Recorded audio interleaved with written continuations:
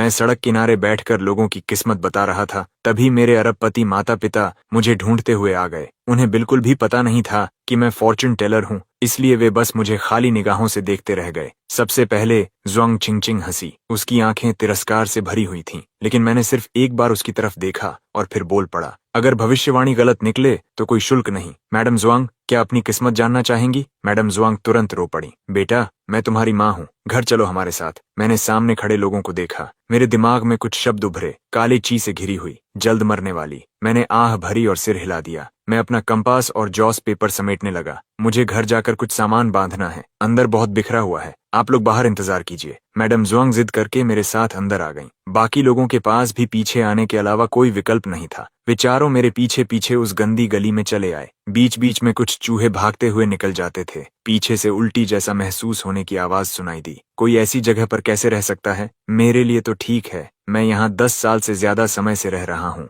ज़ुआंग चिंगचिंग का चेहरा लगातार असंतोष से मुड़ता जा रहा था। मैंने उसे नजरअंदाज किया और आगे बढ़ता रहा, जब तक कि एक छोटे से दरवाजे तक नहीं पहुंच गया। मैंने दरवाजा खोला। अंदर का सामान बहुत साधारण था। एक मेज, एक पुराना इलेक्ट्रिक फैन। मैंने अलमारी से अपने कपड़े निकालने शुरू किए। ज़ुआंग चिंगचिंग ने नाक सिकोड़ ली। तुम्हें इन फटे पुराने कपड़ों की क्या जरूरत है? घर पहुंचकर हम तुम्हारे लिए सब नया खरीद देंगे। मैं कुछ कहने ही वाला था कि अचानक बहुत सारे लोग कमरे में घुस आए और पूरे ज़ुआंग परिवार को घेर लिया। तुम लोगों को बाईफैन का अच्छे से ख्याल रखना होगा। इस बच्चे ने बहुत कष्ट झेले हैं। तुम लोग तो बहुत अमीर लगते हो, बाईफैन को लेने में इतने साल क्यों लगा दिए? सुना है तुम्हारे घर में एक अडॉप्टेड सन भी है। कौन जाने वह बाईफैन के साथ कैसा व्यवहार करेगा। बचपन से मुझे पड़ोसियों और मेरे मास्टर ने पाला था। अब जब मैं जा रहा था, वे मेरे लिए खुश भी थे और मुझे छोड़ना भी नहीं चाहते थे। आंट वांग मेरे हाथों में सामान ठूंसने लगी। ये कपड़े हमने तुम्हारे लिए खरीदे हैं, अब वे पुराने कपड़े मत पहनना। नए घर जाते समय नए कपड़े पहनने चाहिए। कुछ ही देर में मेरी बाहें तरह तरह के बैगों से भर गईं। अंकल और आंटियां मेरा सारा सामान उठाकर कार तक ले गए। मैं अपना छोटा पीला बैग सीने से लगाए पीछे वाली सीट पर बैठ गया। तुम सच में ये अशुभ चीजें अपने साथ घर ले जाने वाले हो? हमारे घर में तुम्हारे सामान के लिए कोई जगह नहीं है। मैडम ज़ुआंग ने तुरंत उसे थप्पड़ मार दिया। तुम्हारी हिम्मत कैसे हुई अपने भाई से इस तरह बात करने की? मैंने सिर उठाकर उनकी तरफ देखा। तो फिर मैं वापस नहीं जाऊंगा। ज़ुआंग चिंगचिंग कुछ पल के लिए जड़ हो गई। उसे साफ तौर पर उम्मीद नहीं थी कि मैं ऐसा कहूंगा। उसने मुंह खोला लेकिन कुछ नहीं बोली। उसकी बड़ी बहन ज़ुआंग चिंगया ने कहा, माफी मांगो ज़ुआंग चिंगचिंग। ज़ुआंग चिंगचिंग ने अनिच्छा से धीरे धीरे माफी मांगी। मैडम ज़ुआंग मुझसे पूछने लगी कि मैं इतने साल कैसे रहा, कितना कष्ट झेला। मेरे लिए जन्म देने वाले माता पिता जैसा शब्द बहुत अजीब था, क्योंकि मेरे तो फॉस्टर पेरेंट्स भी नहीं थे। जब ह्यूमन ट्रैफिकर्स लगभग मेरा हाथ तोड़ देने वाले थे, तभी मेरे मास्टर उन लोगों से टकरा गए और मुझे उनसे छीन कर ले गए थे। मैंने रोते हुए ज़ुआंग सुनजी की तरफ देखा। क्या वह भी ज़ुआंग परिवार का बच्चा है? तुम अभी अभी घर लौटे हो और पहले ही ब्रदर सुनजी को निकालने की कोशिश कर रहे हो। अगर तुम वापस आ गए हो तो भी हम ज़ुआंग सुनजी को नहीं भेजेंगे। वह इतने सालों से हमारे साथ रह रहा है,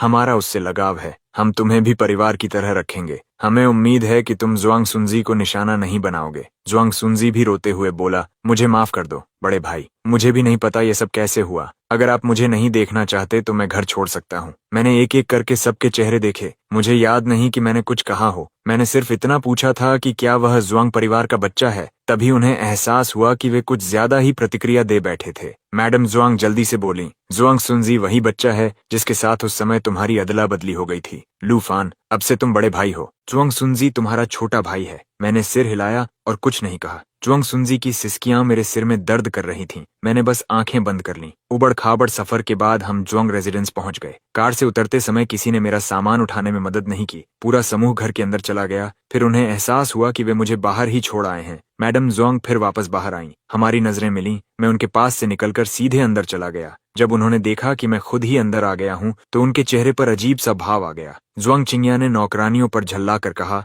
यंग मास्टर अभी अभी वापस आए हैं, किसी ने उनका सामान उठाने में मदद क्यों नहीं की? मैंने देखा कि वह मेरे सामने ही दोष दूसरों पर डाल रही थी। जरूरत नहीं, मैं खुद उठा सकता हूँ। बीफन, तुम्हारा कमरा अभी तैयार नहीं हुआ है। फिलहाल तुम्हें पहली मंजिल पर ही रहना होगा। क्या वे तीनों दूसरी मंजिल पर रहते हैं? तुम अभी अभी वापस आए हो और दूसरी मंजिल पर कमरा पाने की सोचने लगे। नकली ज़ोंग पोता जल्दी से उसे रोकने के लिए आगे बढ़ा। भाई, चिंग को समझ नहीं है। अगर आपको चाहिए तो मैं दूसरी मंजिल वाला अपना कमरा आपको दे सकता हूँ। जरूरत नहीं, मैं वहां नहीं रहना चाहता जहां तुम रहे हो। वह अशुभ है। इतना कहकर मैंने उनकी प्रतिक्रियाओं की परवाह नहीं की और सीधे अपने कमरे में चला गया। शाम को हाउसकीपर ने मुझे खाने के लिए बुलाया। सब लोग पहले से डाइनिंग टेबल पर बैठे हुए थे। उन्होंने मेरे लिए नकली ज्वांग पोते के ठीक बगल वाली सीट भी बचा कर रखी थी। नकली ज्वांग पोते ने सम्मान से मुझे भाई कहकर पुकारा। मैं उसे घूरता रहा। उसी की माँ ने जन्म के समय उसे और मुझे बदल दिया था। अगर मेरे शिफू न होते तो मैं बहुत पहले मर चुका होता। इतने सारे भाव मेरे भीतर उमड़ रहे थे। मेरे लिए उस पर मुस्कुराना असंभव था।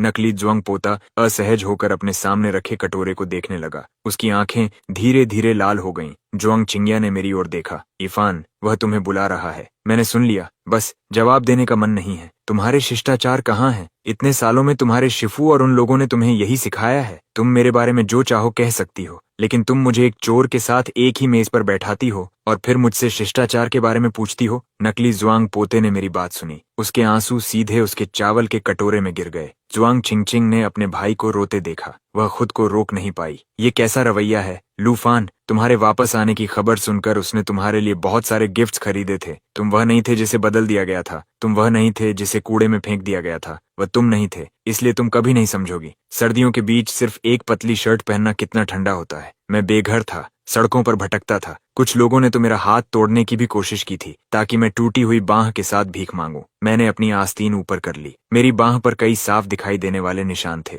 अभी जो चम्मच कटोरे में गिरा था वह मेरी बांह की पुरानी चोट की वजह से गिरा था। ज्वांग चिंग्या के चेहरे का रंग बदल गया। वह माफी नहीं कह पाई जो वह कहना चाहती थी। मिसेस ज्वांग स्तब्ध रह गईं। उन्हें बिल्कुल पता नहीं था कि मैंने बाहर इतनी कठिन जिंदगी जी है। मिस्टर ज्वांग मुश्किल से अपने दुख को रोक पा रहे थे। इरफान, चिंग्या कल तुम्हें चेकअप के लिए ले जाएगी। जरूरत नहीं, शिफू पहले ही मेरी बांह की जांच करवा चुके हैं। ये हिल सकती है, बस इतना ही, बाकी किसी काम की नहीं है। इसलिए माफ करना बहन। जब मैं छोटा था मुझे सिर्फ इतना पता था कि पेट भरने के लिए खाना चाहिए। किसी ने मुझे शिष्टाचार नहीं सिखाया। लोगों ने सिर्फ मुझे जिंदा रहना सिखाया। मैं ही वह इंसान हूँ जो आप लोगों के साथ एक ही मेज पर बैठकर खाने लायक नहीं है। मेरा पेट भर गया है, आप लोग खाते रहिए। ये मेरी गलती है, मैंने तुम्हें गलत समझा। अगर मैं कहूँ कि इस घर में या तो वह रहेगा या मैं, अगर वह रहेगा तो मैं चला जाऊंगा। ज्वांग चिंगचिंग स्पष्ट रूप से कुछ कहना चाहती थी, लेकिन फिर उसे मेरी बांह के निशान याद आ गए। उसने खुद को चुप रहने पर मजबूर कर लिया। मिसेस ज्वांग भी कुछ नहीं कह पाईं। मिस्टर ज्वांग ने गंभीर स्वर में कहा, आखिर हमने उसे 10 साल से ज्यादा समय तक पाला है। अगर हम अपने जैविक बेटे को ढूंढते ही अडॉप्टेड सन को बाहर निकाल दें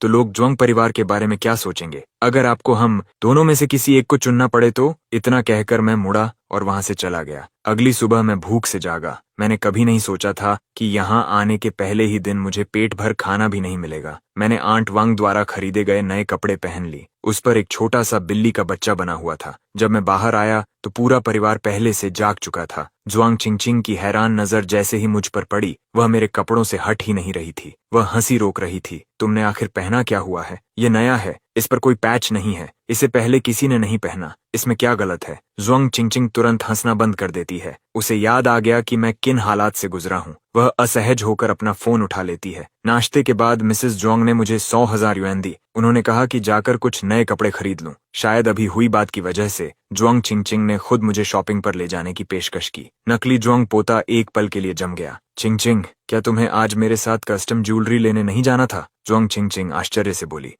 उसकी नजर 2 बार मेरे और उसके बीच घूमी। आखिरकार वह मेरी तरफ आकर खड़ी हो गई। माफ करना भाई, लू फैन अभी अभी यहाँ आया है। उसके कोई दोस्त नहीं है। तुम अपने दोस्तों के साथ चले जाओ, ठीक है? ज्वांग चिंगचिंग कार निकालने के लिए गराज की ओर चली गई। दरवाजे पर सिर्फ मैं और नकली ज्वांग पोता रह गए। उसने अपनी कलाई पर एक घड़ी पहन रखी थी। उसकी घड़ी रोशनी में चमक रही थी। भैया, आप भी एक खरीदना चाहते हैं? रहने दो, कुछ लोग अमीरों वाली जिंदगी के लिए बने ही नहीं होते। सही कह रहा हूं ना भैया? मैं बस उसे देखता रहा, एक शब्द भी नहीं बोला। मेरी निगाहों से वह घबरा गया, बड़बड़ाया, क्या आप शकुन हैं? और फिर चला गया। ज्वांग चिंगचिंग कार लेकर आई और मुझे अब भी वहीं खड़ा देखा, जैसे अचानक उसे कुछ याद आया हो। वह सचमुच कार से उतरी और खुद मेरे लिए दरवाजा खोल दिया। मैं कार में बैठ गया। मैंने अपना दायां हाथ उठाया। मेरे पास अभी भी एक काम करने वाला हाथ है, पता है? किसे परवाह है? मुझे डर है कि तुम मेरी कार पर खरोंच न लगा दो। मॉल बहुत बड़ा था। कम से कम इतने सालों में मैंने इतनी बड़ी जगह कभी नहीं देखी थी। मैं एंट्रेंस पर खड़ा होकर कुछ देर तक उसे देखता रहा। ज्वांग चिंगचिंग ने मुझे ऐसे धक्का दिया जैसे उसे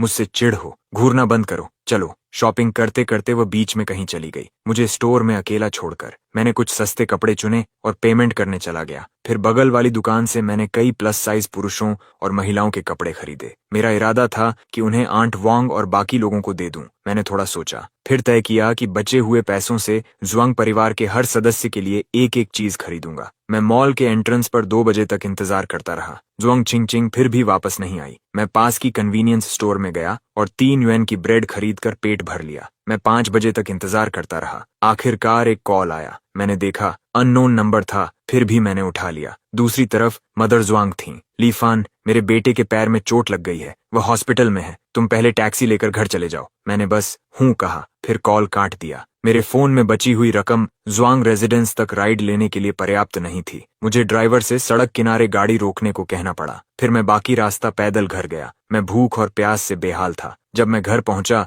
तो सभी पहले से वहां मौजूद थे, यहाँ तक कि फादर जुआंग भी, जो आमतौर पर काम में व्यस्त रहते थे, घर पर थे। जुआंग सुनजी ने मुझे आते देखा। उसने असहज मुस्कान दी। माफ करना भैया, ये मेरी गलती है। चिंगचिंग आपको लेने नहीं आई। मैंने अपने माता पिता से कहा था कि उन्हें आने की जरूरत नहीं है, लेकिन वे जिद कर रहे थे। अच्छी बात है कि बस मोच आई है, नहीं तो माम और डैड बहुत चिंतित हो जाते। आप पूरे दिन बाहर घूमते रहे भैया, थक गए होंगे। आइए बैठिए और कुछ ग्रेप्स खाइए। काम करने वाली आंटी ने मेरे हाथ से सामान लिया, फिर हैरानी से बोल उठी, अरे ये तो मिस्टर और मिसेस जुआंग के लिए हैं, है ना? और यंग मास्टर और यंग मिस के लिए भी। वहां मौजूद किसी ने इसकी उम्मीद नहीं की थी। मदर जुआंग आगे आईं। उन्होंने शॉपिंग बैग लिया और एक एक करके चीजें निकालने लगीं। जुआंग सुनजी का चेहरा उतर गया। फिर उसने जबरदस्ती मुस्कुराते हुए कहा, लगता है मेरे लिए कुछ नहीं है, है ना? कोई बात नहीं, ये समझ में आता है कि भैया मुझे पसंद नहीं करते। मदर जुआंग ने सारी चीजें बाहर निकाल लीं। कुल 5 थीं, न एक ज्यादा न एक कम। जुआंग सुनजी की मुस्कान उसके चेहरे पर जम गई। मदर जुआंग को जैसे कुछ याद आया और उन्होंने पूछा, लूफान तुम वापस कैसे आए? खाना बनाने वाली आंटी ने मेरे पैर की तरफ इशारा किया। यंग मास्टर के पैर से खून निकल रहा है। मैंने नीचे देखा। मेरा जूता पूरी तरह खून से भीग चुका था। जुआंग चिंगचिंग तुरंत उठी और फर्स्ट एड किट लेने चली गई। जुआंग चिंगिया ने मुझे बैठाया। उसने सावधानी से मेरा जूता उतारा, लेकिन मोजा पहले ही खून से भीगी त्वचा से चिपक चुका था। उसे समझ नहीं आया कि क्या करे। मैंने उसकी तरफ नहीं देखा, बस खुद ही मोजा अपनी त्वचा से खींचकर उतार दिया। जुआंग चिंगिया यह देखकर भौहें सिकोड़ने लगी। मदर जुआंग ने एक घुटी हुई चीख निकाली और अपना मुंह ढक लिया। खून बूंद बूंद करके नीचे टपक रहा था। जल्दी ही फर्श पर खून का छोटा सा तालाब बन गया। मैंने योडोफॉर उठाया और सीधे घाव पर डाल दिया। फिर बैंडेज को लापरवाही से कई बार लपेट दिया। क्योंकि मेरा बायां हाथ ज्यादा लचीला नहीं था, बैंडेज पूरी तरह टेढ़ा मेढ़ा बंध गया। मदर जुआंग यह और नहीं देख सकी। जल्दी से बिफान के लिए डॉक्टर बुलाओ, इसे मत बांधो, डॉक्टर का इंतजार करो। मैंने फिर भी बैंडेज पूरा बांध लिया। उनमें से किसी की तरफ नहीं देखा, बस कहा, जरूरत नहीं, मैं थक गया हूँ। फिर मैं अपने कमरे में वापस चला गया। मुझे दरवाजे पर दस्तक की आवाज से नींद खुली। मुझे बाहर से हल्की हल्की आवाजें सुनाई दे रही थीं। अगर वह अंदर बेहोश हो गया हो तो जल्दी करो, दरवाजा तोड़ दो। मैंने पहचान लिया कि यह मदर जुआंग की आवाज थी। मैं लंगड़ाते हुए दरवाजा खोलने गया। मदर जुआंग बाहर खड़ी थीं। उनके पीछे सफेद कोट पहने एक व्यक्ति था। लूफान उठो और कुछ खा लो, फिर डॉक्टर को तुम्हारे पैर की चोट देखने दो। जब मैं लिविंग रूम में पहुंचा तो माहौल थोड़ा तनावपूर्ण था। मेरे पहुंचने पर भी बहस जारी थी। जुआंग सुनजी की आंखें पूरी तरह लाल थीं। जुआंग फादर ने जुआंग सुनजी को अच्छी तरह डांटा था। पहली बार जुआंग चिंगचिंग अपने भाई का पक्ष लेने के लिए आगे नहीं आई। जब उसने मुझे बाहर आते देखा तो वह जल्दी से खड़ी हो गई, लेकिन समझ नहीं पाई कि क्या कहे। तुम ठीक हो? मैंने उसे जवाब नहीं दिया और डॉक्टर से अपने पैर की पट्टी करवाने लगा। रात के खाने के बाद जुआंग चिंगचिंग लगातार मेरे पीछे पीछे घूमती रही और बार बार मेरे हाथ में फल थमाती रही। मैंने अभी अभी चौथा केला खत्म किया था कि बगल से एक और छिला हुआ केला मेरे हाथ में दे दिया गया। मैंने जुआंग चिंगचिंग की तरफ देखा। तुम खुद खा लो। फिर भी उसने केला मेरे हाथ में ठूंस दिया। आज की बात के लिए माफ करना, मेरा इरादा तुम्हें मॉल में छोड़ने का नहीं था। मैं मूल रूप से हॉस्पिटल दवा खरीदने गई थी। संजी ने अचानक मुझे कॉल किया और कहा कि उसे चोट लग गई है, लेकिन चाहे मैं कितना भी पूछती, वह नहीं बता रहा था कि चोट कितनी गंभीर है। हॉस्पिटल पहुंचने के बाद ही मुझे पता चला कि सिर्फ मोच आई थी। संजी जिद कर रहा था कि मैं वहीं रहकर उसकी देखभाल करूं। मैं उसे हॉस्पिटल में अकेला नहीं छोड़ सकती थी। ये कहने के बाद वह जैसे मेरे जवाब का इंतजार करने लगी। मैं तुम्हें माफ नहीं करूंगा, लेकिन मैं तुम्हें दोष भी नहीं देता। मेरे ऐसा कहते ही उसका सिर और नीचे झुकता गया। वह फोन कॉल आंट जुआंग से मुझे करवाने के लिए तुमने ही कहा था, है ना? वह थोड़ी देर झिंझकी, फिर सिर हिला दिया। घर में सिर्फ उसी ने मेरा फोन नंबर मांगा था। कुछ दिनों बाद मेरा पैर पूरी तरह ठीक हो गया। जुआंग मदर ने फिर से मुझे पैसे ट्रांसफर किए और कहा कि इस बार वह खुद मुझे शॉपिंग कराने ले जाएंगी। मैंने सिर हिला दिया। बस जुआंग चिंगचिंग को मेरे साथ जाने दीजिए। जुआंग चिंगचिंग अचानक सोफा से उछल पड़ी। मैं भाई के साथ जाऊंगी, ये कहते ही वह सीधी गैराज की तरफ भाग गई, जुआंग सुनजी के गुस्से से भरे चेहरे को पूरी तरह नजरअंदाज करते हुए। जुआंग चिंगिया भी बोली, तो मैं भी चिंगचिंग के साथ जाऊंगी, वह अभी छोटी है, भरोसेमंद नहीं है। तो फिर आज मेरे फॉलो अप अपॉइंटमेंट पर मेरे साथ कौन जाएगा? मेरा पैर अभी भी घायल है। तभी जुआंग मदर को अपने दूसरे बेटे की याद आई। संजी, माँ तुम्हारे साथ जाएगी, ठीक है? मुझे नहीं चाहिए, मैं चाहता हूँ कि मेरी बहनें मेरे साथ जाएं। ये कहते ही उसने महसूस किया कि जुआंग मदर का चेहरा पहले ही उतर चुका था। जुआंग चिंगिया का चेहरा भी अच्छा नहीं लग रहा था। मुझे लगता है तुम्हारा पैर अब ठीक है, फॉलो अप अपॉइंटमेंट की कोई जरूरत नहीं। अगर तुम्हें सच में जाना है तो ड्राइवर को साथ ले जाओ। जुआंग सुनजी गुस्से से रोने लगा, लेकिन इस बार किसी ने उसे मनाने की कोशिश नहीं की। मैंने जुआंग मदर और जुआंग चिंगिया दोनों को मना कर दिया और सिर्फ जुआंग चिंगचिंग को अपने साथ आने दिया। कार में जुआंग चिंगचिंग खुशी खुशी गुनगुना रही थी। तभी जब हम रेड लाइट पर रुके, उसने अपनी पॉकेट से कुछ निकाला और मुझे दे दिया। ये लो भाई, ये स्कार रिमूवल क्रीम है, मैं उस दिन खास तौर पर हॉस्पिटल से लाई थी। ये एक स्पेशलिस्ट की बनाई हुई है, प्राइवेट फॉर्मूला है, बहुत महंगी। तुम्हारे पास पैसे हैं? हाँ बिल्कुल, अगर पैसों की कमी हो तो फैमिली से मांग लेना, मेरे पास ज्यादा नहीं है। क्या हुआ, कुछ हुआ है क्या? कुछ नहीं। तुम्हारे पास कितने पैसे हैं? क्या तुम मुझे 200,000 युएन उधार दे सकती हो? जुआंग चिंगचिंग एक पल के लिए जम गई, फिर बिना किसी हिचकिचाहट के फोन निकालकर पैसे ट्रांसफर करने लगी। मैंने उसे रोक दिया। क्रीम ट्यूब पर लिखे शब्दों को उंगलियों से सहलाते हुए मैंने पूछा, तुम्हारा ड्राइवर्स लाइसेंस कब बना? इस साल मार्च में। क्या इस शनिवार तुम अपने दोस्तों के साथ माउंटेन क्लाइंबिंग पर जा रही हो? आपको कैसे पता? मैंने तो अभी तक फैमिली को भी नहीं बताया। मत जाना। क्यों? मैंने सबके साथ पहले ही प्लान बना लिया है। मुझे यह भी पता है कि तुम लोग कुल 4 लोग जा रहे हो, बस मत जाना। इस बार उसने बहुत अनिच्छा से हामी भरी। मैंने उसके लिए एक ब्रेसलेट खरीदा और उसका मूड फिर से अच्छा हो गया। जब हम घर लौटे तो वह खुशी खुशी हमारे खरीदे हुए सामान को व्यवस्थित करने में मेरी मदद करने लगी। तभी जुआंग सुनजी कटे हुए एप्पल्स की एक प्लेट उठाए हुए हमारी तरफ चला आया। चिंगचिंग, तुम थक गई होगी, आओ कुछ फल खा लो। जुआंग चिंगचिंग ने टूथपिक से एक टुकड़ा उठाया और अपने मुंह में डाल लिया, फिर दूसरा टुकड़ा मेरे लिए उठाया। धन्यवाद ब्रदर सुनजी। लेकिन जुआंग सुनजी वहीं खड़ा रहा, गया नहीं। मैंने देखा कि उसकी बाईं तर्जनी उंगली पर बैंडेड बंधा हुआ था और तुरंत समझ गया कि वह क्या करने की कोशिश कर रहा है, लेकिन जुआंग चिंगचिंग ने कभी ध्यान नहीं दिया। उसने फ्रूट प्लेट नीचे रखी और मुझे घूर कर देखा। मैंने उसे नजरअंदाज किया और अपने हाथ का एप्पल खाता रहा। तभी जुआंग सुनजी की नजर जुआंग चिंगचिंग की कलाई पर पड़े नए सस्ते ब्रेसलेट पर गई। उसने अनजान बनने का नाटक करते हुए कहा, ये सस्ती चीज कहाँ से खरीदी? इसे ऐसे ही हाथ में पहन रखा है, गंदा हो जाएगा। डर नहीं लगता? यह ब्रेसलेट सच में बहुत सस्ता था। जब मैंने इसे जुआंग चिंगचिंग के लिए खरीदा था तो मैंने उसे इसकी कीमत नहीं बताई थी और उसने भी नहीं पूछी थी। उसने बिना किसी नापसंदगी के तुरंत इसे अपनी कलाई में पहन लिया था, ठीक उस महंगी वॉच के बगल में। जुआंग सुनजी ने उसका हाथ पकड़ लिया। सावधान रहना, मैंने जो वॉच दी है उसे खरोंच मत लगाना। यह कहते हुए वह ब्रेसलेट उतारने की कोशिश करने लगा। जुआंग चिंगचिंग जल्दी से पीछे हट गई। ब्रदर बीफान ने यह मेरे लिए खरीदा है, ये बिल्कुल भी सस्ती चीज नहीं है। ओह हाँ, ये सच में महंगी नहीं है, बस कुछ 100 युएन की है। अगर ये सिर्फ कुछ 100 युएन की भी है तो भी मैं इसे पहनूंगी। चिंता मत करो ब्रदर सूजी, ब्रदर बीफान मुझे कभी नुकसान नहीं पहुंचाएंगे। जुआंग सुनजी ने गुस्से से मुझे घूरा। उसकी आंखों में साफ शिकायत थी कि मैंने उसकी बहन छीन ली है, लेकिन वह तो शुरुआत से मेरी बहन थी। रात के खाने पर जुआंग सुनजी ने शनिवार की हाइकिंग वाली बात छेड़ दी। सिस्टर चिंगचिंग, क्या मैं भी तुम्हारे साथ आ सकता हूँ? वैसे भी तुम लोग 4 लोग हो, एक और जुड़ जाएगा तो कोई समस्या नहीं होगी। मुझे पता था कि जुआंग सुनजी क्या सोच रहा है। उसने देखा कि मैं और जुआंग चिंगचिंग करीब होते जा रहे हैं और अब वह बीच में घुसना चाहता है, तो बीफान को भी साथ ले जाना। जुआंग सुनजी ने हल्का सा भौहें सिकोड़ ली, लेकिन तुरंत खुद को सामान्य कर लिया। लेकिन कार में ज्यादा से ज्यादा 5 लोग ही बैठ सकते हैं। अगर ब्रदर बीफान को भी ले गए तो जगह नहीं बचेगी। जरूरत नहीं, मैं नहीं जा रहा। जुआंग चिंगचिंग भी नहीं जा रही। हाँ, इस शनिवार मेरे और प्लान्स हैं, मैं हाइकिंग पर नहीं जा रही। ब्रदर सुनजी, अगर आप जाना चाहते हैं तो मैं उन्हें बता दूंगी। जुआंग सुनजी उलझन में पड़ गया। उसने मेरी तरफ देखा और जबरदस्ती हल्की मुस्कान बनाई। तुम क्यों नहीं जा रहे? पिछले हफ्ते ही तो प्लान बनाया था, है ना? बस मन नहीं है। कहीं ब्रदर बीफान ने अपने अजीब ट्रिक से तुम्हें कोई शुभ अशुभ फॉर्चून तो नहीं बता दिया? फादर जुआंग ने जोर से चॉपस्टिक्स मेज पर पटक दी। क्या ये सच है बीफान? बीफान, घर में दोबारा कभी इन चीजों का जिक्र मत करना। हम में से कोई भी इस बकवास पर विश्वास नहीं करता। चिंचिंग, अगर तुम चाहो तो इस शनिवार हाइकिंग पर जाओ। इन बेवकूफ फॉर्चून टेलिंग की बातों पर भरोसा मत करो। लेकिन आप गलत समझ रहे हैं। ब्रदर बिफान ने कोई फॉर्चून टेलिंग नहीं की। असल में मैंने की थी। अगर जुआंग चिंचिंग इस शनिवार बाहर गई तो उसके साथ चोट से जुड़ी बहुत बुरी घटना होगी। अगर फिर से यह बकवास की तो इस घर से निकल जाओ। जुआंग सुनजी खिसक कर मदर जुआंग के पास बैठ गया, लेकिन उसकी नजरें लगातार मुझ पर टिकी रहीं। उसकी आंखें जीत की घमंडी चमक से भरी थीं। इस तनावपूर्ण माहौल में मैं बिना किसी भावना के शांत स्वर में बोला, क्या यह उस 5 साल की छोटी बहन की बात है जो मर गई थी? फादर जुआंग का चेहरा गुस्से से पीला पड़ गया। उन्होंने सीधे मेरी तरफ एक प्लेट फेंक दी। तुम्हें पहले से यह सब पता था,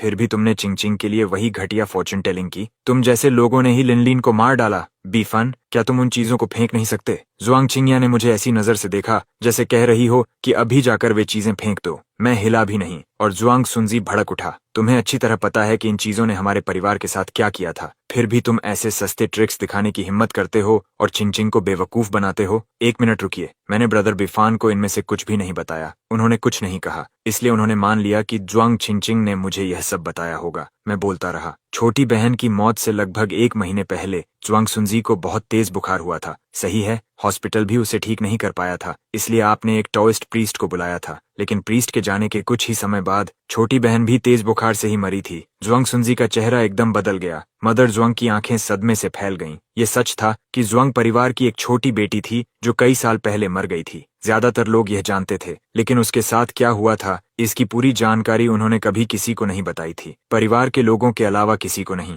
बीफान, तुम्हें यह सब कैसे पता? मैं बस इतना ही बता सकता हूँ। जहाँ तक जुआंग चिंचिंग की बात है, अगर वह हाइकिंग पर जाना चाहती है तो जाए, मुझे कोई फर्क नहीं पड़ता। रात का खाना बहुत बुरे माहौल में खत्म हुआ। फादर जुआंग को लगा कि मैंने जो कुछ कहा वह या तो किसी ने मुझे बताया होगा या फिर मैं अंदाजे लगा रहा हूँ, लेकिन चाहे वह किसी को भी धोखा दे लें, खुद को नहीं दे सकते थे। मोटा मोटा अंदाजा लगा लेना एक बात थी, लेकिन जुआंग सुनजी के बुखार और ताओइस्ट प्रीस्ट के आने की बात तक सही बताना सिर्फ किस्मत नहीं हो सकता था, वह अंदाजा नहीं था। मेरी बातों ने इन दिनों पूरे परिवार को बेचैन कर दिया था। मैं पूरे समय घर पर ही रहा, कहीं नहीं गया। जुआंग चिंचिंग लगातार मुझसे बात करने की कोशिश करती रही, लेकिन जुआंग सुनजी हमेशा उसे खींच कर ले जाता। वह सिर्फ अशुभ बातें करता है, उससे दूर रहो। इन दिनों मदर जुआंग भी ऐसे व्यवहार कर रही थीं जैसे मेरा अस्तित्व ही ना हो। मुझे पता था कि मैंने जुआंग परिवार की दुखती रग छेड़ दी थी। मैंने कुछ दिनों के लिए घर छोड़ने का प्रस्ताव रखा। मदर जुआंग कुछ कहना चाहती थीं, लेकिन बोल नहीं पाईं। जुआंग चिंगिया ने कहा, बीफान, हमारा वह मतलब नहीं था, मुझे पता है। बस पहले एक क्लाइंट ने मुझसे बैड लक दूर करने में मदद मांगी थी। यहाँ उसके बारे में बात करना सुविधाजनक नहीं है। फादर जुआंग ने जैसे ही मुझे फिर से इन अंधविश्वासी बातों का जिक्र करते सुना, वह भड़क उठे। कल मेरे घर से निकल जाओ, जब तक ये सारा कचरा नहीं फेंक देते वापस मत आना। मैंने सिर्फ कुछ कपड़े पैक किए, क्योंकि मुझे पता था कि ज्यादा समय नहीं लगेगा, वे खुद मुझे वापस बुलाएंगे। मेरे जाने से पहले जुआंग चिंचिंग ने मुझे एक बैंक कार्ड दिया। ब्रदर बीफान, बस मॉम और डैड से माफी मांग लो, वे तुम्हारी बहुत परवाह करते हैं, फिर तुम्हें जाने की जरूरत नहीं पड़ेगी। मैंने उन्हें कभी मॉम या डैड नहीं कहा था। तभी जुआंग चिंचिंग को एहसास हुआ कि घर में आने के बाद से मैंने एक बार भी उन्हें मॉम और डैड नहीं कहा था। उसने मुझे रोकने की कोशिश की। तभी ऊपर से फादर जुआंग जोर से चिल्लाए, उसे जाने दो, उसे मत रोको, देखते हैं उसकी उस जगह से बेहतर जगह और कहाँ है। पहले दिन जब मैं यहाँ आया था, मैंने एक सवाल पूछा था, अगर सिर्फ एक व्यक्ति को रहने देना हो तो आप किसे चुनेंगे? यही आपका जवाब है ना? जुआंग फादर ने ठंडी आवाज में फूंफकार भरी और वापस अपने बेडरूम में चले गए। जाने से पहले उस जुआंग लड़के ने मुझे उकसाने वाली मुस्कान दी। भैया, उम्मीद है आप ये सारा कचरा जल्दी फेंक देंगे और फिर घर लौट आएंगे। सुना है आप कभी स्कूल भी नहीं गए। मैं बाद में डैड से विनती करूंगा, अगर आप वापस आने को तैयार हो जाएं तो मैं उन्हें कहूंगा कि आपको स्कूल भेज दें। आपका छोटा भाई हमेशा यहीं आपका इंतजार करेगा। मैं बिना पीछे देखे चला गया। उसने जो कहा मैंने उस पर बिल्कुल ध्यान नहीं दिया। मुझे बस उम्मीद थी कि जुआंग चिंचिंग मेरी बात मानेगी और उस दिन माउंटेन क्लाइंबिंग पर नहीं जाएगी। जुआंग चिंगिया मुझे होटल तक छोड़ने गई। उसने भी मुझे एक बैंक कार्ड दिया। मैंने उसे वापस धकेल दिया। जरूरत नहीं, आप बाद में मुझे पैसे दे सकती हैं। जुआंग चिंगिया मेरी बात का मतलब नहीं समझी और जबरदस्ती कार्ड मेरे हाथ में पकड़ा दिया। मैंने उसकी तरफ देखा और अचानक एक बेतरतीब सी बात कह दी, जब तुम 18 साल की थीं तब तुम्हें चोट लगी थी, सही है? जुआंग चिंगिया झटके से मुड़ी। पूछने ही वाली थी कि मुझे यह कैसे पता, लेकिन तब तक मैं एलिवेटर में जा चुका था। मेरी की चेन में लगी घंटी धीरे से बज उठी। इन दिनों होटल में मेरा समय अच्छा नहीं गुजरा। जुआंग चिंगिया शायद घर जाकर बता चुकी थी कि मैं कहाँ ठहरा हूँ, इसलिए रात के बीच में बार बार लोग मेरे दरवाजे पर दस्तक देते रहते थे। थे। मुझे पता था कि इन लोगों को उसी जुआंग लड़के ने भेजा है। अभी भी आधिकारिक तौर पर वही जुआंग परिवार का यंग मास्टर था। परिवार की इज्जत बचाने के लिए होटल फ्रंट डेस्क उन्हें रोकने की हिम्मत नहीं करती, इसलिए मैं ठीक से सो भी नहीं पा रहा था। इन दिनों जुआंग चिंगचिंग भी लगातार मुझे मैसेजेस भेज रही थी। मैंने उसके किसी मैसेज का जवाब नहीं दिया, लेकिन आज सुबह मैंने खुद उसे मैसेज भेजा, माउंटेन क्लाइंबिंग पर मत जाना। मैंने टीवी चालू किया, लेकिन अब बहुत देर हो चुकी थी। न्यूज में रिपोर्ट आ रही थी, आज शहर में एक बड़ा ट्रैफिक एक्सीडेंट हुआ। एक बेकाबू ट्रक सीधे एक एसयूवी से टकरा गया। दुर्घटना में 2 लोगों की मौत हुई और 4 लोग घायल हो गए। मैंने उंगलियों पर लोगों की संख्या गिनी, एक गलती करने वाला ड्राइवर और 5 पीड़ित। जुआंग चिंगचिंग आखिरकार चली ही गई थी। तभी मदर जुआंग का कॉल आया, फैन जल्दी हॉस्पिटल आओ, चिंगचिंग घायल हो गई है। जब मैं हॉस्पिटल पहुंचा तो वह जुआंग लड़का गुस्से में मुझ पर चिल्लाने लगा, ये सब तुम्हारी गलती है। तुमने चिंगचिंग को वह अजीब अंधविश्वासी बकवास बताई थी, इसलिए वह घायल हुई। तुम्हारी हिम्मत कैसे हुई यहाँ आने की। मदर जुआंग वार्ड से बाहर आई। वह लड़का तुरंत उनकी बाह पकड़कर बोला, मॉम चिंगचिंग ठीक है ना। मदर जुआंग ने सिर हिलाया और मेरी तरफ एक जटिल नजर से देखा। जुआंग चिंग्या ने हमारे बीच का अजीब माहौल नोटिस किया और जल्दी से पूछा, मॉम चिंगचिंग सच में कैसी है। मदर जुआंग एक तरफ हट गईं ताकि हम अंदर जा सकें। उसे कोई गंभीर चोट नहीं लगी, बस टखना मुड़ गया है। वार्ड के अंदर जुआंग चिंगचिंग एक पैर ऊपर उठाए बैठी थी और हमें देखकर किसी नासमझ बच्चे की तरह मुस्कुरा रही थी। वह जुआंग लड़का बिना सोचे बोल पड़ा, तुम्हें सिर्फ पैर में ही चोट कैसे लगी, तुम्हें तो मर जाना चाहिए था। जुआंग चिंगचिंग की मुस्कान तुरंत गायब हो गई। तभी उस लड़के को एहसास हुआ कि उसने कुछ गलत कह दिया है। मेरा वो मतलब नहीं था, यहाँ से निकल जाओ। फादर जुआंग गरज उठे, डैड मैंने चिंगचिंग से सब सुन लिया है। आपने उसे सुबह सुबह जगा दिया और पहाड़ पर आपके लिए कुछ लाने भेज दिया। अगर आपकी वजह न होती तो चिंगचिंग घायल कैसे होती। मुझे कैसे पता होता कि कार क्रैश हो जाएगा। मैं चाहता था कि चिंगचिंग तुम्हारे लिए पीस बीड लेकर आए। सुना था उस पहाड़ पर एक बहुत प्रसिद्ध मास्टर है। मैं तुम्हारे बर्थडे पर वह खास तौर पर तुम्हें देना चाहता था। डैड वैसे भी चिंगचिंग ठीक है और बच्चा ये सब आपके लिए ही तो कर रहा था। तभी फादर जुआंग का चेहरा थोड़ा नरम पड़ा। बेकार लड़के, वह मास्टर तो पहले ही जा चुका है, पता नहीं। क्या आप क्या कह रहे हैं। मुझे लगा तुम्हें पता होगा। उस मास्टर ने 1 हफ्ता पहले ही यहाँ से जाने की घोषणा कर दी थी। तब ये हॉट सर्च पर भी था। क्या तुम अपना फोन नहीं देखते। मैं जुआंग सुनजी कोई जवाब नहीं दे पाया। उसने नजरें घुमाकर जुआंग चिंग्या की तरफ देखा। जुआंग चिंग्या भी खुश नहीं लग रही थी, लेकिन फिर भी बोली, शायद सुनजी ने नहीं देखा होगा। आखिर उसने ये सब अच्छे इरादे से ही किया था। मुझे लगा मास्टर अभी भी वहीं है। माफ करना ब्रदर बिफन, मुझे चिंगचिंग को बाहर नहीं जाने देना चाहिए था। अगर मैंने तुम्हारी बात मान ली होती तो आज ये खूनी दुर्घटना नहीं होती। खूनी दुर्घटना शब्द सुनते ही फादर जुआंग को कुछ दिन पहले मेरी कही बात याद आ गई। उसे यहाँ किसने बुलाया। मैंने ब्रदर बीफान को बुलाया था। जब फादर जुआंग ने देखा कि मुझे जुआंग चिंगचिंग ने बुलाया है तो वह खुलकर गुस्सा भी नहीं कर पाए। उनके चेहरे पर बस परेशानी थी। चिंगचिंग तुमने बीफान को यहाँ क्यों बुलाया। जुआंग चिंगचिंग ने अपनी पॉकेट से कुछ निकाला। उसने हथेली खोलकर कुछ टूटे हुए बीड्स दिखाए। अब वार्ड में मौजूद सभी लोग मेरी तरफ देखने लगे। ये बीड्स टूट गए, इसका मतलब है कि इन्होंने तुम्हारे लिए एक डिजास्टर रोक दिया। लेकिन मैंने आज सुबह तुम्हें मैसेज किया था कि माउंटेन क्लाइंबिंग पर मत जाना। अगर तुम नहीं जाती तो तुम्हारे पैर में चोट भी नहीं लगती। मैसेज? कौन सा मैसेज। मुझे तो कोई मैसेज मिला ही नहीं। चिंगचिंग अब ठीक है, इस बारे में और बात मत करो। उसे आराम करने दो। तुम उसके बड़े भाई हो, क्या हमेशा से चिंगचिंग की सबसे ज्यादा परवाह नहीं करते थे। जुआंग चिंगचिंग ने अपना फोन अनलॉक किया। स्क्रीन थोड़ी टूटी हुई थी, लेकिन देखने में कोई दिक्कत नहीं थी। मैंने फोन उठाया और हमारे चैट खोल दिए। माउंटेन क्लाइंबिंग पर मत जाना, ये मैसेज मेरी तरफ से साफ दिखाई दे रहा था। ये कैसे हो सकता है। क्या सिग्नल प्रॉब्लम थी इसलिए मुझे नहीं मिला। नहीं, मुझे साफ याद है कि आज सुबह मेरा फोन एक बार बीप हुआ था। फिर मैंने ब्रदर सुनजी से उसे चेक करने के लिए कहा था। ब्रदर सुनजी, मैं नहीं था, मैंने मैसेज डिलीट नहीं किया, मैंने उसका मैसेज पढ़ा भी नहीं था, मैं नहीं था। उसने बिना किसी दबाव के खुद ही कबूल कर लिया। जुआंग परिवार में कोई भी मूर्ख नहीं था। जुआंग सुनजी की प्रतिक्रिया ने साफ कर दिया कि वही था जिसने मैसेज हटाया था। तुमने ऐसा क्यों किया। चिंगचिंग तुम्हारी अपनी छोटी बहन है। मैंने नहीं किया। जुआंग सुनजी ने अपना सिर पकड़ लिया, फिर अचानक मेरी तरफ उंगली दिखाकर चिल्लाया, यही है, चिंगचिंग को इसी ने नुकसान पहुंचाया है। अगर उसने ये बात पहले कही होती तो शायद सब उस पर विश्वास कर लेते, लेकिन इस बार जुआंग चिंगचिंग को बचाने वाला मैं था। जुआंग चिंगचिंग की आंखें निराशा से भरी हुई थीं। जुआंग सुनजी वही बड़ा भाई था जिसके साथ वह बचपन से बड़ी हुई थी और जिसने हमेशा उसकी रक्षा की थी। कुछ दिनों बाद जुआंग चिंगचिंग को हॉस्पिटल से छुट्टी मिल गई। इन दिनों जुआंग सुनजी ने फादर जुआंग, मदर जुआंग और अपनी बहनों को खुश करने की पूरी कोशिश की। मुझे पता था कि इतने सालों में जुआंग परिवार का जुआंग सुनजी के साथ गहरा लगाव बन चुका था। चिंगचिंग के पैर की यह छोटी सी चोट जुआंग परिवार को उसे घर से निकालने के लिए मजबूर नहीं करेगी, लेकिन उसका एक कर्ज बाकी है। अगर वह जुआंग परिवार छोड़ना नहीं चाहता तो जेल जाकर रह सकता है। जुआंग चिंगचिंग बैसाखियों के सहारे अंदर आई। जुआंग सुनजी उसकी मदद करने आगे बढ़ा, लेकिन उसने धीरे से अपना हाथ खींच लिया। फिर वह आकर मेरे बगल में बैठ गई। जुआंग सुनजी की आंखें लाल हो गईं। माफ कर दो चिंगचिंग, क्या तुम मुझे माफ कर सकती हो? मदर जुआंग इन दिनों बहुत उलझन में थीं। आखिर जुआंग सुनजी वह बेटा था जिसे उन्होंने 10 साल से ज्यादा समय तक पाला था। वह हम बच्चों को आपस में टूटते हुए नहीं देखना चाहती थीं। चिंगचिंग, तुम्हारा भाई तुमसे बात कर रहा है। जुआंग चिंगचिंग ने बस हूं कहा और अपने हाथ में पकड़ी बीड्स की माला को सहलाने लगी। मैं पहचान गया कि वह वही माला थी जो मैंने उसे दी थी। बस कुछ बीड्स टूटकर गायब हो गए थे, इसलिए अब वह उसे पहन नहीं सकती थी। जुआंग सुनजी को लगा कि उसे बीड्स पसंद हैं, इसलिए वह मुस्कुराकर बोला, अगर तुम्हें यह चीज पसंद है तो मैं कुछ दिनों में तुम्हारे लिए इससे भी महंगी माला खरीद दूंगा। ठीक है, जरूरत नहीं। मैंने अपनी पॉकेट से बीड्स की एक नई माला निकाली। ये तुम्हारे लिए है, 50,000 युएन। जुआंग चिंगचिंग का चेहरा तुरंत खिल उठा और वह पैसे ट्रांसफर करने ही वाली थी। जुआंग सुनजी ने देखा कि उसका मूड कितनी जल्दी बदल गया। उसने मुट्ठियां भींच लीं, भौहें सिकोड़कर बोला, ब्रदर बिफान,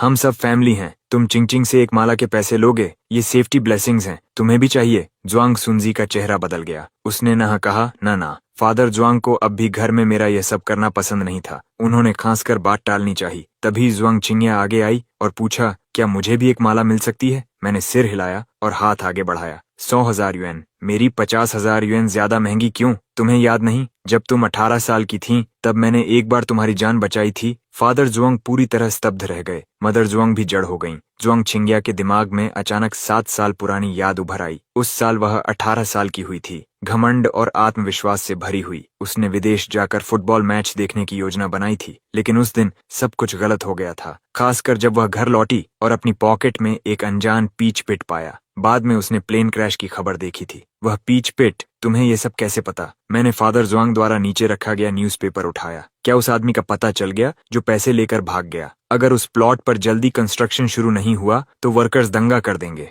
फादर जुआंग की आंखें सदमे से फैल गईं। ये पहली बार था जब मैंने उनके चेहरे पर इतने मिले जुले भाव देखे। प्रोजेक्ट का प्रभारी आदमी पैसे लेकर भाग गया था। ये खबर उन्हें आज ही स्टाफ से मिली थी। वर्कर्स पहले ही एक एक करके स्ट्राइक पर जाने लगे थे। उन्होंने अभी तक ये बात किसी को नहीं बताई थी। माम, मैंने कहा। ये पहली बार था जब मैंने मदर जुआंग को माम कहा था। उन्हें प्रतिक्रिया देने में कुछ पल लग गए। उन्होंने जवाब दिया और मैं हल्का सा मुस्कुराया। लिनलिन ने कहा था कि मैं आपको ऐसे बुलाऊं। मैंने फिर से इस निषिद्ध विषय को छेड़ दिया। जुआंग सुनजी तुरंत मेरी तरफ झपटा और मुझे मारने की कोशिश की, लेकिन जुआंग चिंगचिंग ने उसे रोक लिया। उसके चेहरे पर डरावना और उग्र गुस्सा था। तुम्हारी हिम्मत कैसे हुई ये बात फिर से उठाने की? तुम मॉम और डैड को दुखी कर रहे हो। मॉम, डैड, लूफैन फिर से अपने सस्ते ट्रिक्स दिखा रहा है। लेकिन इस बार सभी ने उसे रोक दिया, यहाँ तक कि जुआंग चिंगिया, जो हमेशा उसका पक्ष लेती थी, भी शांत नहीं रह पाई। तुम्हारा क्या मतलब है? लिनलिन ने तुम्हें ऐसा कहने को कहा, इसका क्या मतलब है? मुझे पता था कि जुआंग सुनजी को छोड़कर परिवार का हर सदस्य उस छोटी बहन से बेहद प्यार करता था। इसीलिए लिनलिन की मौत पूरे परिवार के लिए बहुत बड़ा आघात थी। बहुत अच्छा,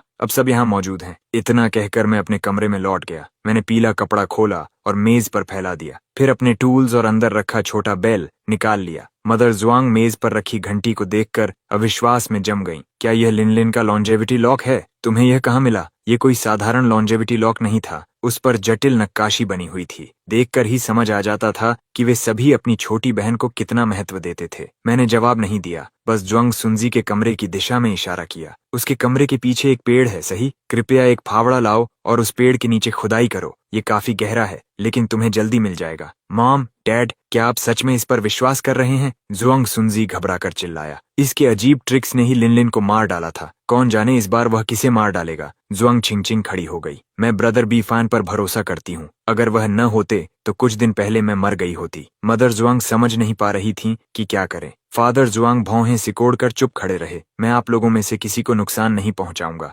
आखिरकार उन्होंने पेड़ के नीचे खुदाई शुरू कर दी। जुआंग सुनजी रोते हुए उन्हें रोकने की भीख मांगने लगा। फिर वह फादर जुआंग और मदर जुआंग के पास जाकर गिड़गिड़ाने लगा। जब उससे भी कुछ नहीं हुआ तो उसने मेरा कॉलर कसकर पकड़ लिया। तुम लोगों ने सालों पहले मेरी छोटी बहन को मार डाला था। इस बार किसे मारना चाहते हो? डैड को, मॉम को या मेरी बहन को? सच तो ये है कि तुम सबसे ज्यादा मुझे मारना चाहते हो, है ना? संजी, शांत हो जाओ। अचानक आंटी की तेज चीख सुनाई दी। उन्होंने मिट्टी से निकला लाल कपड़ा बाहर खींचा और सावधानी से खोला। उसके अंदर वही लॉन्जेविटी लॉक था, बस उसमें से एक घंटी गायब थी। मदर जुआंग घुटनों के बल गिर पड़ी। ये यहाँ कैसे हो सकता है? मैंने यह लिनलिन को अपने हाथों से पहनाया था। हमने लिनलिन को इसी के साथ दफनाया था। मैं चाहती थी कि यह उसे अगले जन्म में सुरक्षित रखे। लूफान, ये सब क्या हो रहा है? लिनलिन का लॉन्जेविटी लॉक इस पेड़ के नीचे क्यों है? जुआंग चिंग्या और जुआंग चिंगचिंग भी पास आकर देखने लगी। वे सभी उसे पहचान गईं। यह नकली नहीं हो सकता था। सिर्फ जुआंग सुनजी अपनी जगह खड़ा रहा और बड़बड़ाता रहा। यह असंभव है,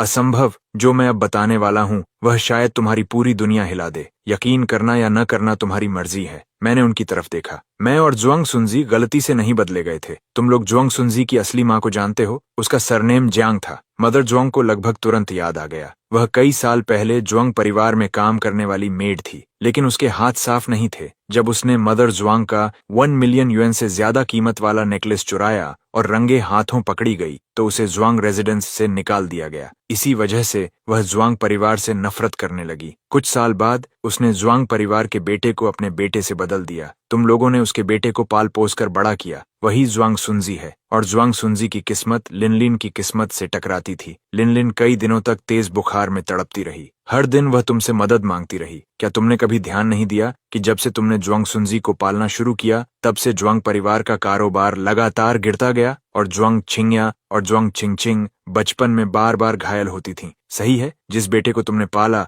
असल में वही इस सारी मुसीबत की जड़ है। वह हरामी जुआंग लड़का चीख पड़ा और मुझे थप्पड़ मारने के लिए झपट्टा। झूठ, सब झूठ है। तुम बकवास कर रहे हो। लेकिन मदर जुआंग उससे भी तेज थीं। उन्होंने उसे ऐसा थप्पड़ मारा कि वह सीधे फर्श पर गिर पड़ा। तुम अपनी ही बहन को नुकसान कैसे पहुंचा सकते हो? वह तुम्हारे साथ कितनी अच्छी थी। मैं तुम्हें श्राप देती हूँ, तुम्हारी मौत बहुत बुरी हो। चुप रहो, इसे अभी यहाँ से बाहर ले जाओ। इसे मेंटल असाइलम भेज दो। जुआंग सुनजी सचमुच घबरा गया। मेंटल असाइलम जेल से भी ज्यादा डरावना था। वह घुटनों के बल बैठ गया और लगातार रहम की भीख मांगने लगा। मुझे मत भेजिए, मैं आपसे विनती करता हूँ। क्या मैं आपका बेटा नहीं हूँ? लिनलिन चली गई, लेकिन मैं तो अभी भी हूँ। मैं हमेशा आपका बेटा रहूंगा, है ना? तुम्हारी हिम्मत कैसे हुई ये कहने की? अगर तुम्हारी वजह न होती, किसी ने भी कभी नहीं सोचा था कि जिस बेटे को उन्होंने प्यार से पाला वही उनकी अपनी बेटी की मौत की वजह बनेगा। आखिर में जुआंग सुनजी को मेंटल असाइलम भेज दिया गया। इफान, क्या तुम मुझे लिनलिन से एक बार फिर मिलवा सकते हो? यह असंभव है। मदर जुआंग फूट फूट कर रोने लगी। मिस्टर जुआंग मेरे पास आए और एक बैंक कार्ड आगे बढ़ाया। उनकी आवाज भारी हो चुकी थी। मैंने सुना है कि फॉर्चून टेलर्स को हर रीडिंग के बाद पेमेंट लेना पड़ता है। इस कार्ड में 1 मिलियन युएन है। मैंने कार्ड वापस उनकी तरफ धकेल दिया और अपने हाथ की घंटी हिला दी। इसका भुगतान कोई पहले ही कर चुका है। उन सबकी ताकत जैसे एक पल में खत्म हो गई, जैसे उनका सहारा छिन गया हो। वे एक एक करके चुपचाप रोने लगे। उस रात हमारा असली परिवार पहली बार एक साथ बैठकर खाना खा रहा था। मिस्टर जुआंग मुझे स्कूल भेजने का इंतजाम करना चाहते थे। मैंने सिर हिलाकर मना कर दिया। उन्होंने जोर नहीं दिया, बस इतना कहा, आज से जुआंग परिवार का इकलौता बेटा तुम हो। मैंने कुछ नहीं कहा। आखिर में मैंने उन सबको एक एक ब्रेसलेट दिया। ये बहुत कीमती नहीं है, बस सुरक्षा के लिए है। सूरज निकलते ही मैंने अपना सामान बांध लिया। मैं सुबह सुबह ही निकलने वाला था। कुक जल्दी से मुझे रोकने दौड़ी। सर, मैडम, यंग मास्टर जा रहे हैं। मिस्टर जुआंग, मिसेस जुआंग, जुआंग छिंग्या और जुआंग चिंगचिंग सभी दौड़ते हुए नीचे आए। मैंने पीछे मुड़कर नहीं देखा, बस इतना कहा, मैं यह सवाल आपसे 2 बार पूछ चुका हूँ। अगर आपको मेरे और जुआंग सुनजी में से सिर्फ एक को चुनना पड़े तो आप किसे चुनेंगे? आप दोनों को नहीं रख सकते। मैं जा रहा हूँ। मुझे पीछे से मदर जुआंग की रोती हुई आवाज सुनाई दी। जुआंग चिंगचिंग भी रूंधे गले से भैया पुकार रही थी। फिर भी मैंने पीछे मुड़कर नहीं देखा। शायद आंट वांग सही कहती थीं। जुआंग परिवार इतना ताकतवर और अमीर था, फिर भी उन्हें मुझे ढूंढने में इतने साल क्यों लग गए? जब उन्होंने मुझे सड़क पर फॉर्चून टेलिंग करते देखा तो क्या उन्होंने मुझे अशुभ समझा था? मैंने इन सब विचारों को अपने मन से निकाल दिया और जुआंग परिवार के दरवाजे से बाहर कदम रख दिया। मुझे याद आया कि शिफू ने कहा था कि वह मुझे उस दिन एक नई फॉर्मेशन सिखाने वाले हैं और मैंने अभी तक वह सीखी भी नहीं थी।